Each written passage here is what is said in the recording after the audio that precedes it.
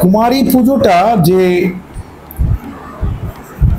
বহুকাল ধরে চলছে এটা সঠিক নয়, আবার বহুকাল চলছে এটা সঠিক।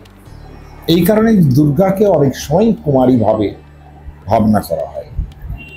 এবং কুমারী আমি ষষ্ঠীর বোধনের সময় একটি কথা বলেছিলাম, সেটা হচ্ছে যে ষষ্ঠীর যে বোধন হয় আসলে বিল্ল বৃক্ষ মানে হচ্ছে তার কাঠে অরণি মন্থন হয়। অরণি মন্থন মানে একটা পিতা মাতার কল্পনা করা, তাদের শরীর একত্রে লাগা, ঘর্ষণ হওয়া, এইটা সেইখান থেকে কন্যা জন্মাচ্ছে এবং সেই কন্যাই কিন্তু ভগবতী দুর্গা। ষষ্ঠীর দিনে বোধনের যে কুমারী রূপ, এবং যেখানে ওই যে নিয়ম আছে ছুরিকা, একটা ছুরি, একটা অলক্তক অর্থাৎ আলতা অর্থাৎ শোণিতের প্রতীক, রক্তের প্রতীক, আর হচ্ছে সুতো, এটা অবধারিতভাবে মিন করে যে এই বোধনের দিন তিনি কুমারী হিসেবে জন্মালেন। ফলত কুমারী পুজোর একটা বিধি তৈরি হয়েছে যে অনেক সময় সেটা নবমীর দিন তৈরি হয়। আর একটা কথা যে উমা, তাকে কালিদাস যখন কল্পনা করছেন তার যে বাল্য বয়সটা, সেই বাল্য বয়সটাকে উমা বলে ভাবা হচ্ছে। দ্বিতীয় তখনই তার নাম উমা। উমেতি মাত্রা তপসো নিষিদ্ধা। এই যে মা মেনকা তিনি তপস্যা করতে যাবেন, তাকে উমা বলে সম্বোধন করছে। উমা মানে তার বাল্য বয়স একেবারেই ভার্জিন, এই অবস্থাটা হচ্ছে কুমার। দ্বিতীয় আরেকটা কি, দ্বিতীয় হচ্ছে যে উমা হৈমবতী, উমার নাম আমরা প্রথম পাই কেন উপনিষদের মধ্যে, যেখানে দেবতারা প্রত্যেকে খুব গর্বিত হয়ে ভাবছেন যে আমরা ভয়ঙ্কর কিছু করতে পারি, সব কিছু করতে পারি। সেখানে উমা হৈমবতী এক লক্ষণীয়।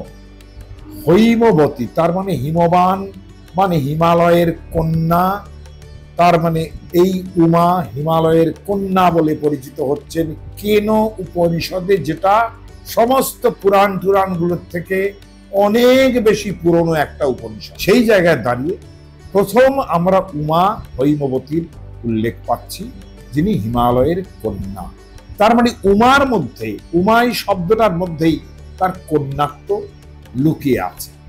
আমরা যখন মহিষাসুরমর্দিনীর পুজো করি, তাকে কোনোভাবেই আর যা চিত্র থাকে, যা ভাবনা থাকে, যা বিগ্রহ থাকে সামনে, আমরা কোনোভাবেই তাকে একটা ছোট্ট একেবারে বাচ্চা মেয়ে কল্পনাও করতে পারি না।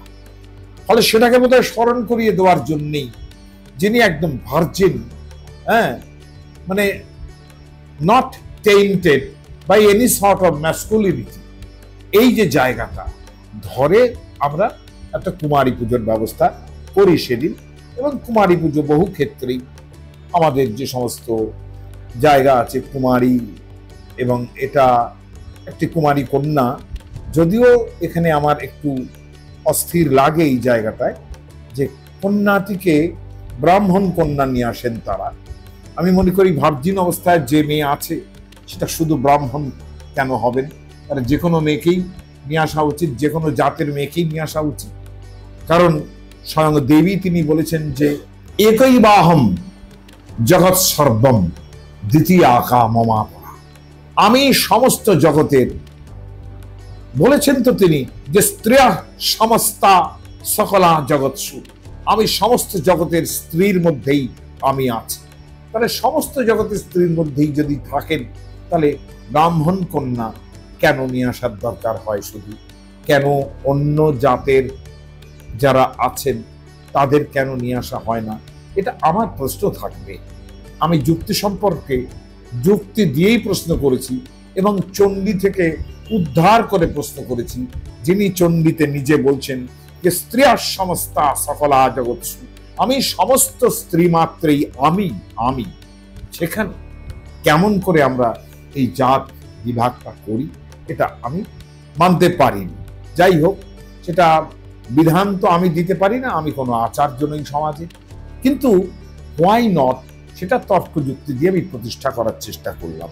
যে কুমারী পুজোর ক্ষেত্রে একটা ভার্জিন, যেটা অনেক সময় এমন হয় যে যারা দুর্গাপূজা করেন, বিশেষ করে বাঁকুড়া বীরভূমের দিকে যারা কনজারভেটিভ জায়গা, সেসব জায়গায় কখনো কখনো বৎসরের অনেক আগে থেকেই কে কুমারী হবেন সেটা বাছাই করার একটা ব্যাপার থাকে, সেইভাবে নিয়ে আসেন তারা। বাছাই সর্বত্রই হয়, কোনো জায়গায়ই বাদ যায় না, যেখানেই কুমারী আসেন সেগুলো বেছে বেছেই কুমার নিয়ে আসেন, তাই না? বেশ একটা দুর্গা ঠাকুরের মুখ হবে, তাকে দেখে নিয়ে আসে। এটাও আমার আপত্তি রয়েছে। আমার মনে হয় যে ওইখানে মুখাবয়ব দেখে, যেখানে বলছেন স্ত্রিয়াস সমস্তা সকলা জগৎসু, যেখানে সপ্তরী সুন্দরী একেবারে দেখে তার মেয়েটি এনে বেশ একটা প্যান্ডেলের শোভা বাড়ালাম, আমার সেটাতেও একটু আপত্তি থাকলো। এটা বলে রাখলাম, এটা আমার আপত্তি।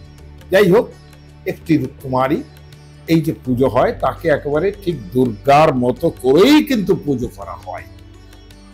আর এর সঙ্গে কেউ কেউ গুলিয়ে ফেলবেন না যে প্রসিদ্ধ কৌমারী রূপে অথবা ময়ূর কুক্কুট বৃতে, যেটা নারায়ণী নমস্তুতের মধ্যে আছে, যে যে কৌমারী রূপ সংস্থানে, এইখানে কিন্তু একেবারে স্কন্দ কার্তিকেয় তিনি তাকে কুমার বলা হয়, সেইখানে তাকে কৌমারী রূপ এটা ধরা হচ্ছে। এটা কুমারী পুজোর সঙ্গে কিন্তু কোনো সম্পর্ক নেই। কুমারী পুজো একেবারেই আলাদা। পূর্ণ দুর্গা পূজা যেভাবে হয় তাকেও সেইভাবে পা ধুইয়ে আবাহন করে তাকে সেইভাবে পুজো করতে হয়।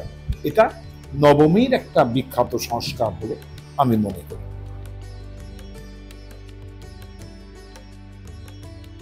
ফলো করুন বর্তমান।